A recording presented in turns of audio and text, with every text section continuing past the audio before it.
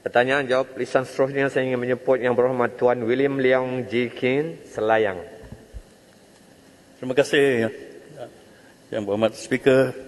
Soalan saya soalan yang nombor 2. Sila Menteri Belia dan Sukan atau timbalannya untuk menjawab.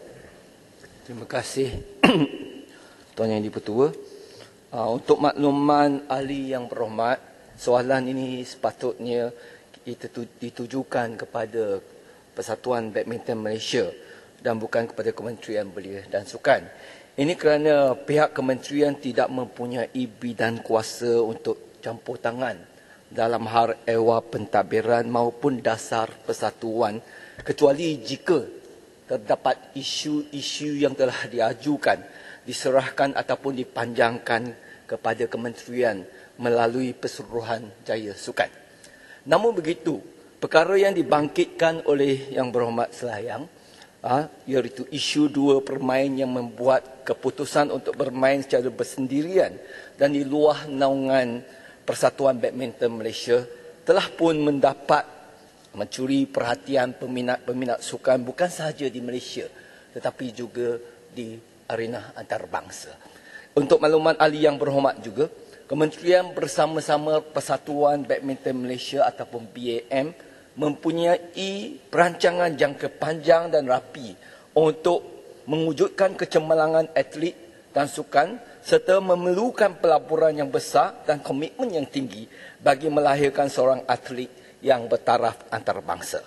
Pelaburan ini meliputi komitmen kerajaan, peranan Persatuan Sukan Kebangsaan ataupun PSK dan juga kesinambungan perniagaan dalam memastikan program-program pembangunan atlet dari peringkat akar umbi sehingga peringkat antarabangsa dapat dirancang dan dilaksanakan dengan licin.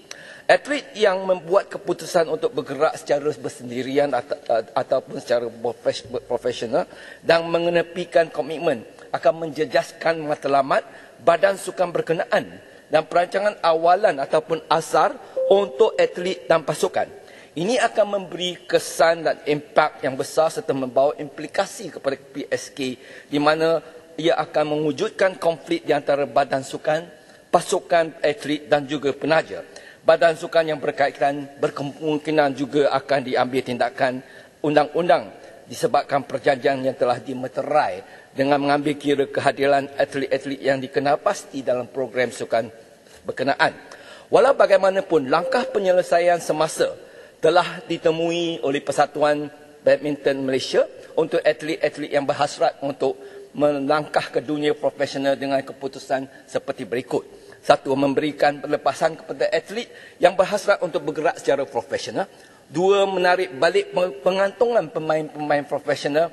Dan 3. Memberi kebenaran untuk atlet-atlet bertanding di kejohanan komersial antarabangsa.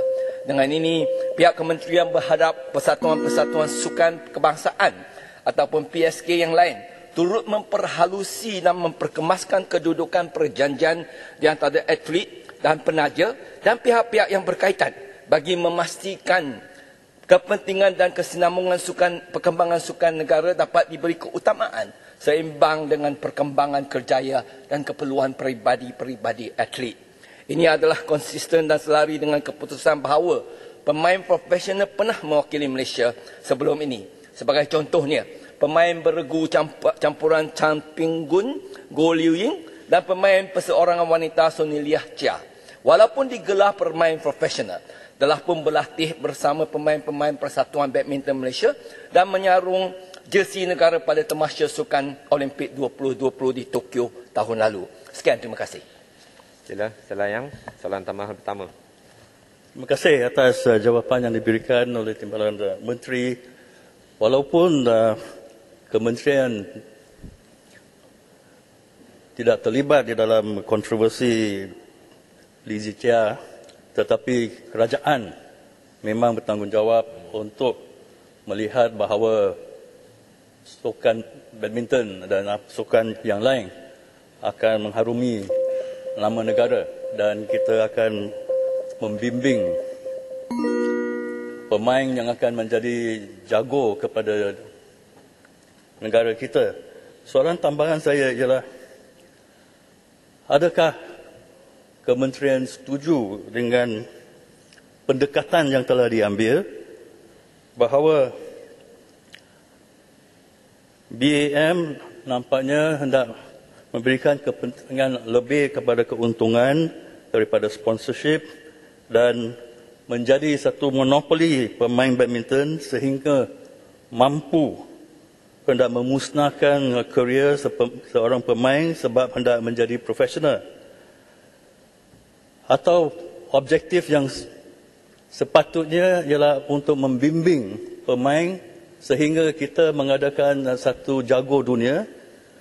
Dan kalau objektif itu ialah untuk membimbing bakat, apa salahnya untuk BAM bekerjasama dengan pihak profesional seperti yang dibuat oleh negara yang lain seperti Denmark. Mengapa menjadi profesional menjadi satu lawan kepada BAM sampai menjadi seperti satu musuh? Bukan kita boleh bekerjasama untuk memastikan bahawa negara kita akan mengadakan jago, akan menang balik Thomas Cup. Terima kasih. Terima kasih Selayang. Sila Timbalan Menteri untuk menjawab.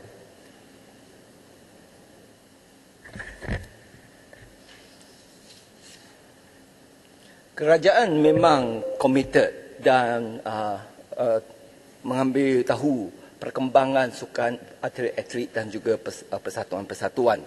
Namun begitu, kita tidak dapat mengenapikan ataupun menafikan kewujudan komitmen-komitmen asal antara atlet, persatuan sukan dan juga penaja-penaja. Seperti diketahui umum, Persatuan Badminton Malaysia telah memberi satu keputusan untuk memberi ruang kepada pemain-pemain tersebut untuk mengemukakan rayuan apabila tindakan diambil. Daripada segi dasar dan segi kacamata pihak ketiga, pihak persatuan hanya boleh mengikut proses yang telah ditetapkan.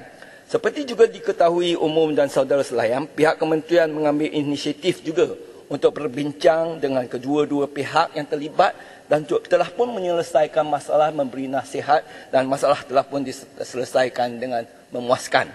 Pihak persatuan BAM juga telah menjaga pemain-pemain sejak mereka dari bangku sekolah 13 tahun dan bila mereka menjadi senior adalah menjadi tanggungjawab mereka juga untuk menentukan program pembangunan remaja terus dijalankan, terutama dalam menarik pelaburan daripada pihak penaja dan kepentingan-kepentingan yang wujud. Datuk Lee Chong Wei telah pun bersama dengan BAM selama 19 tahun dan bersama-sama persatuan ketiga senang dan juga susah. Inilah semangat yang telah ditekankan oleh pihak persatuan dan pihak kementerian cuba boleh menasihat semua pihak yang terlibat untuk mengutamakan kepentingan negara. Sekian, terima kasih.